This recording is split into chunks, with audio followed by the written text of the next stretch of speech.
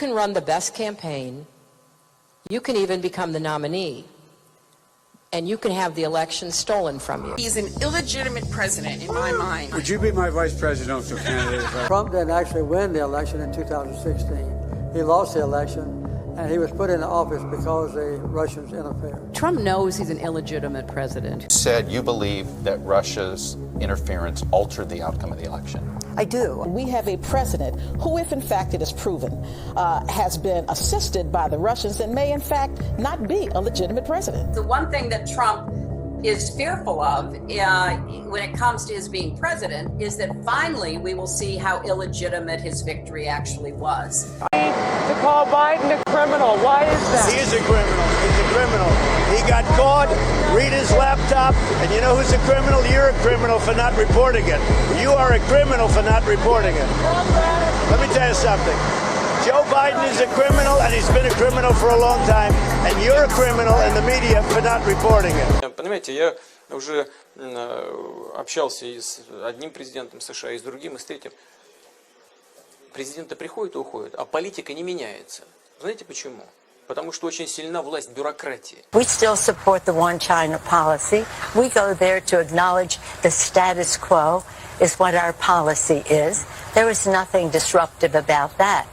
It was only about saying China is one of the freest societies in the world. Don't take it from me. That's from Freedom House. Why has the Dutch government, a guy called Rutte, the Prime Minister, completely owned by the World Economic Forum and Klaus Schwab, why has he just announced that the Netherlands, the second biggest exporter of food in the world, is targeting farmers to destroy them and get them off the land, which is where all these farming protests in the Netherlands have come from. At a time of food shortages and supply chain problems, you are targeting the second biggest exporter of food in the bloody world to destroy its farming base. Why are you doing that? If people depend on you for what's left of the food, you control them.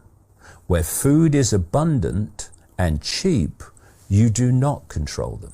Where energy is cheap and abundant, you do not control them. Scarcity equals dependency equals control. And that's why they're targeting the food chain, they're targeting the energy supply, they're targeting everything.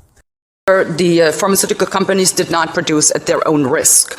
They produced something which turned out not to work, and adverse side effects, they will not be held liable for that because the member states are compelled to reimburse the pharmaceutical companies for that. So I would kindly ask you not to spread fake news. Thank you. My second point is, it's today, August 30th. 2022, third year into this pandemic. What we've been seeing, vaccination campaign started in November 21.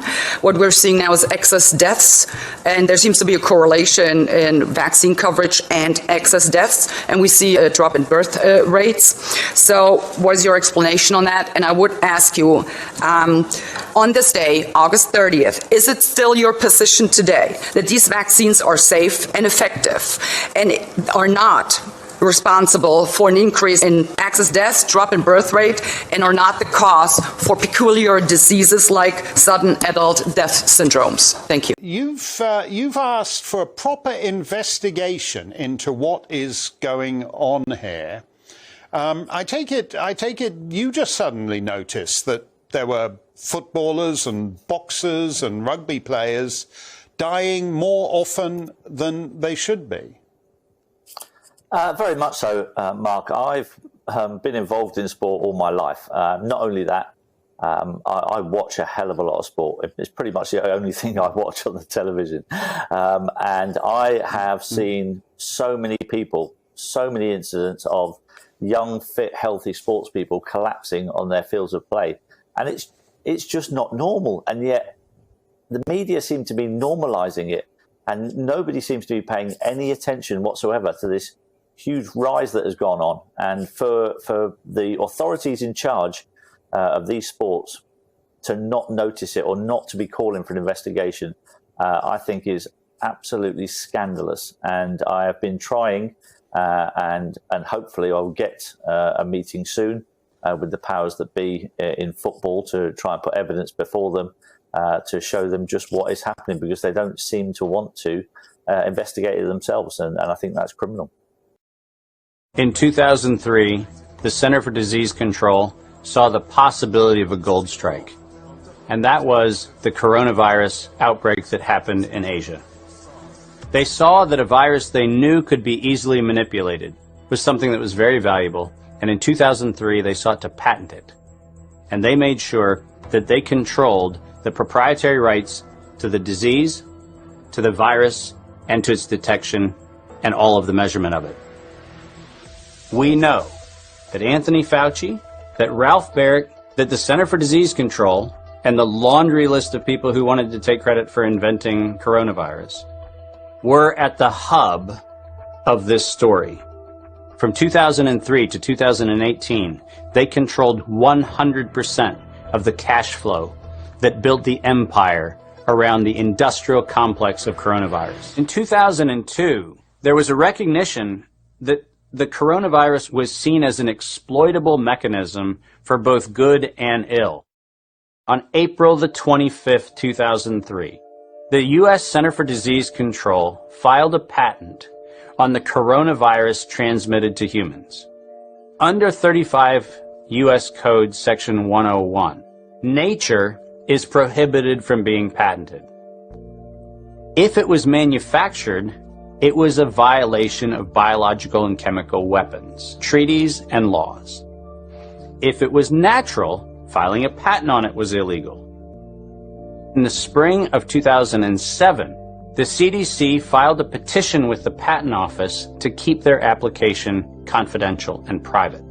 They actually filed patents on not only the virus, but they also filed patents on its detection and a kit to measure it. Because of that CDC patent, you cannot look at the virus, you cannot measure it, you cannot develop a test kit for it, and by ultimately receiving the patents that constrained anyone from using it, they had the means, they had the motive, and most of all, they had the monetary gain from turning coronavirus from a pathogen to profit. Start talking about it. So this is an image from Dr. James A. Thorpe. He's been very upfront and showing a lot of leadership on what he's found regarding high rates of miscarriages among vaccinated women. And he's also found one possible mechanism for the problems we're seeing. And this is so interesting that, we're so over the target, because these legacy news outlets that paid no attention to major story after major story that the volunteers were breaking about reproductive harms and other kinds of harms zeroed in, when we started revealing from many data sets harms to miscarriages, harms to pregnant women, which seem to be like at the center of the Pfizer documents. The U.S. Open is days away, and as expected, Novak Djokovic withdrew this morning. He posted on Twitter that he will not be able to travel to New York to play. That's because he is unvaccinated. The announcement was expected since foreign citizens not vaccinated against COVID aren't allowed to enter the country. And Djokovic said he won't get the shots even if it prevents him from playing. The Obviously, Big Pharma is very powerful in Congress and with different people in Washington, and so they're able to structure this a lot of times in ways that benefit them over the average American. But we want to say, is there something a state could do? Well, we found there was a provision of a law from 2003 that said states could apply to HHS to purchase drugs from Canada. And so these are the same drugs that you purchase here. They're just like 80% cheaper or 75% cheaper. And it's all because, basically American consumers underwrite the entire pharmaceutical industry. They get cheaper prices everywhere else outside the United States, and then we basically fund all the research and development and everything that goes into producing these. And so it's definitely inequitable. And so we said, if we can use this program and be able to contract, even if we just started with state agencies contracting, we'd be able to save, $100 million, $200 million for taxpayers. And then obviously, that will trickle down to consumers and we would be able to expand this. So I went up to Washington. I met with President Trump. President Trump said, yes, I will approve. And we didn't know, like when Biden came in, whether this would be something that he would support or not. Biden is saying he wants this for consumers, but yet his administration is not willing to act to be able to approve it so that people have access to more affordable pharmaceuticals. And so, our view is okay. When he said last summer that he supported it, we were hoping that we would get an answer. I think it's even hard. I mean, some of these folks will tell you, it's hard to even meet with people at the FDA. Very dismissive, very arrogant with how they've gone about this stuff. But our view is we need to keep pressing forward. So after 630 days, we still sit here waiting for an answer. And so it's our view that we've waited long enough. Mr. President, I'm not a threat to America. I'm not a threat to democracy, and I am certainly not a threat to this nation. What we need from you is to lower these gas prices. We need to be able to afford groceries when we go grocery shopping, and we need you to care about this country and the next generation. Can you do that?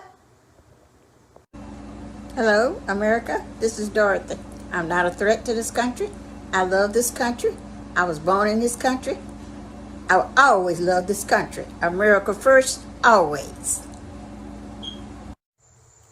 Hey, Mr. President, I'm not a threat to America. I just want to get formula for my baby. Mr. President, I'm not a threat to our country's democracy or our nation. I'm just a husband of 28 years, a father, and now a grandfather. I'm a business owner that believes in the bedrock of capitalism in this country. And I believe that I'm just one of millions of Americans in this country that would like to see inflation actually decrease. For a lot of us that have been in the crucible, you cannot go through the last 2 years without being transformed and becoming acutely aware of how compromised our government is. And it's not just our government. For me, I've been dragged kicking and screaming, just resisting this whole World Economic Forum thing. And the kind of the epiphany moment for me was when I encountered the Young Leaders Program and the videos of Klaus Schwab bragging about how he has basically infiltrated all of the Western governments. The West has imposed a brutal regime of illegal sanctions. The UN Special Rapporteur on Sanctions has said that they violate the rights of the Syrian people. The EU's High Representative, Joseph Borrell, told the Parliament this week, no end to sanctions, he said, no normalisation, no support for reconstruction until a political transition is underway. So Mr. Borrell is saying he's happy to bring about economic and humanitarian catastrophe, to watch thousands of Syrians die unnecessarily, just to produce the political transition that he wants. So two Brits living in Canada, Carl Harrison and Sean Rickard, are currently taking COVID authoritarian Justin Trudeau to court over his ghastly vaccine mandate that banned unjabbed citizens from public transport and even leaving the country. Like thousands of others, the pair were unable to fly back to Britain to visit ailing parents because of Trudeau's discriminatory rules. Sean raised £80,000 online to launch a legal action against Trudeau's out-of-control government before Carl teamed up to bring a $120,000 freedom-fighting lawsuit. You said you feel like Joe Biden is dividing the country, but do you feel like Donald Trump is doing the same by falsely telling people that he won that election when he lost it? How does that divide the country? Questioning an election where there are obviously problems is dividing the country? Since when can we not ask questions about our elections? As a journalist for many years, I was a journalist after 2016, and I distinctly remember many people just like you asking a lot of questions about the 2016 election results. And nobody tried to shut you up. Nobody tried to tell Hillary Clinton to shut up. Nobody tried to tell Kamala Harris when she was questioning the legitimacy of these electronic voting machines to stop. We have freedom of speech in this country, and you of all people should appreciate that. You're supposedly a journalist. You should appreciate that. So I don't see how asking questions about an election where there are many problems is dividing a country. What I do see dividing a country is shutting people down, censoring people, canceling people, trying to destroy people's lives when they do ask questions. Every government in the world has a secret government behind it that run the show. If you think that the president, the prime minister, you think they're doing it, they're puppets. 100% puppets. They control armies, nations, governments, all the money in the world, all the richest families in the world, the Rothschilds and the Rockefellers, and I can tell you already one thing, that anyone that somehow made money within a very short span of time has to be part of it. And you think that Mike Zuckerberg owns Facebook? He's a puppet. Facebook was created for their manipulation. World War I was designed by them. World War II, designed by them. Federal Reserve, which people think belongs to the American government. Doesn't belong to the government even. It's a private organization. NASA, CIA, the assassination of JFK, who was the first one who ever talked about it, got a bullet in his head. Needless to say, the attack on the Twin Towers, it wasn't bin Laden. It was all one big agenda because they needed to go to Afghanistan. You know why? To put pipes in the sea. It's all one big show. We're being fooled, and millions of Americans are cheering. We're going to a war against terror. No, you've been fooled. And you think it's different in Israel? You know that Israel was built by the Freemasons, by the way. Biden was the link. So Biden would be the one calling Yanukovych every couple months.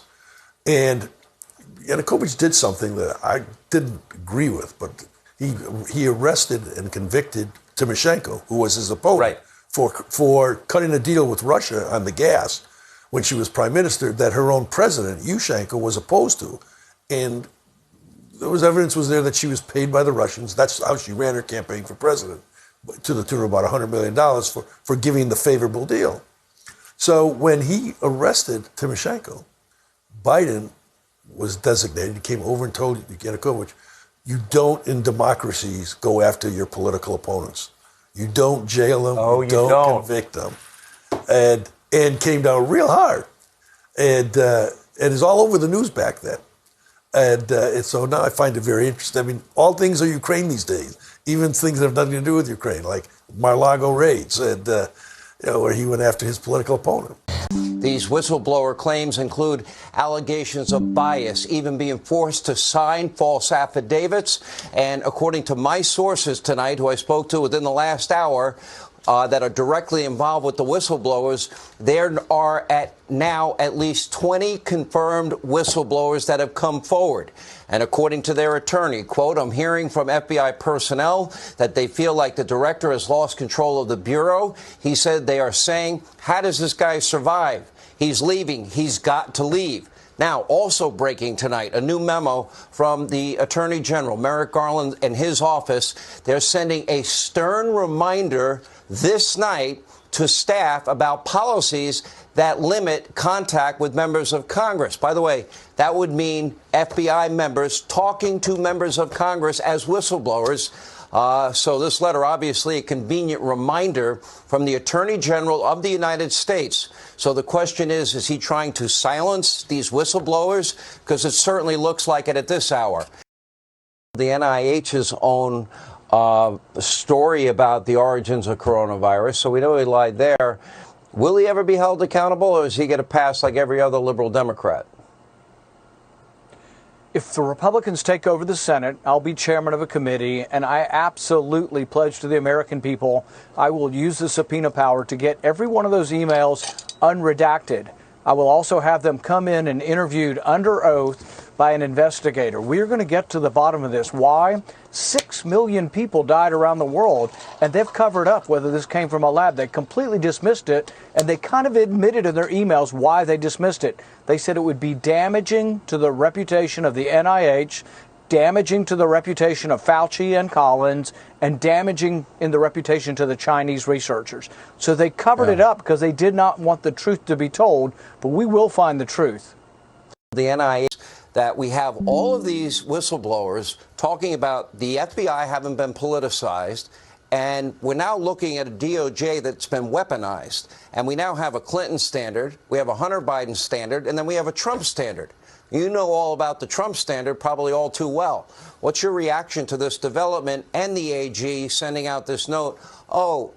Yeah, if you work for the DOJ, FBI, you can't talk to Congress. I mean, this is really scary stuff, Sean.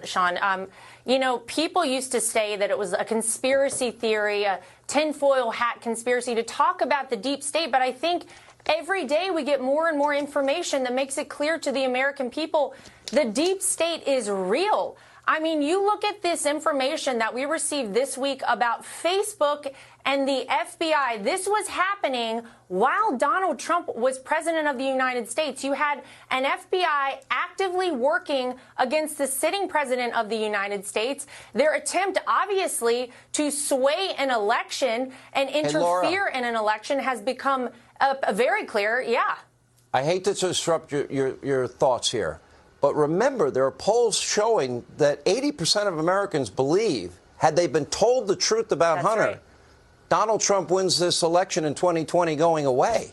And there is a large percentage of people that said they would have voted differently.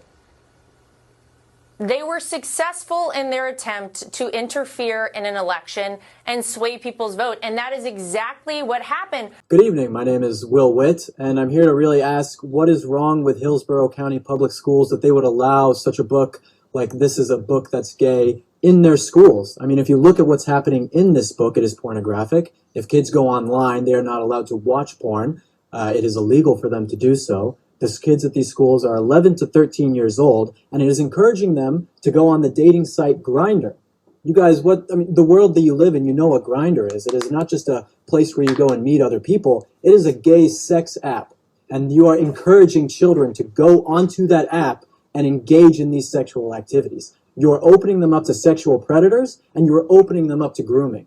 And so what I'm here to say is that there are no excuses for having a book like this in classrooms at schools here in Florida. It is evil, and there really are no excuses. Your guys' job, what you are supposed to do, is to protect children, not expose them to pornographic material, disgusting, vulgar material. And so I ask you what to do is to do your job and not to sexualize and indoctrinate children.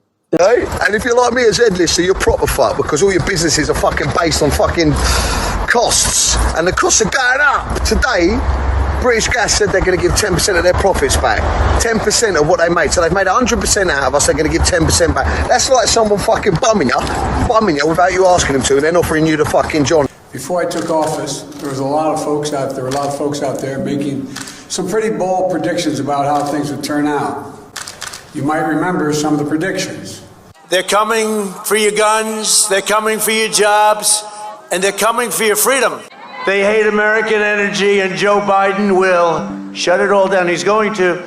That if I became president... If Biden's elected, he will wipe out your energy industry. Another prediction, that is my favorite one, I must add, is that if I got elected... Gas prices going $5, $6, $7 for a gallon.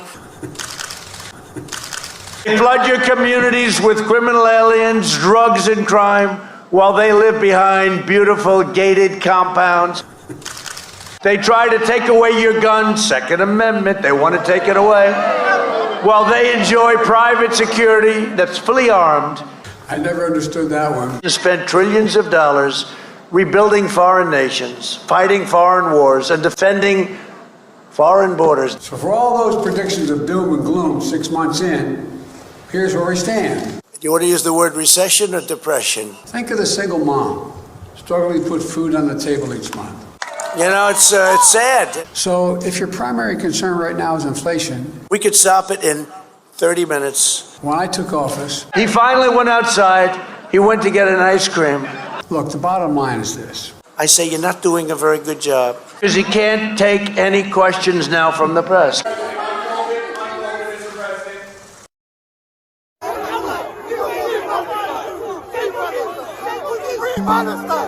However, when those Zionists came in with their dogs, that was an act of provocation. So what we're saying now, and I'm making it very clear so everyone understands, if those dogs come close to us again, we will see it as an act of aggression, and we will kill those dogs. We'll put them down.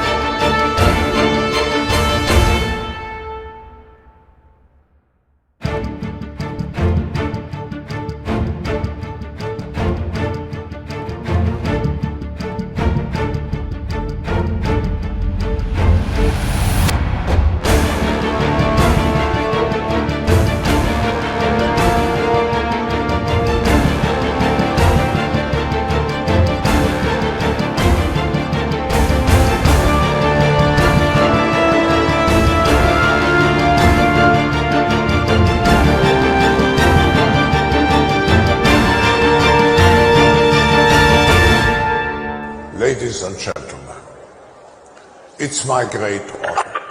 Fuck you, Klaus Schwab. Fuck you. I got plenty of words for you, but at the end of the day, fuck you and your New World Order, and fuck the horse you rode in on, and all your shit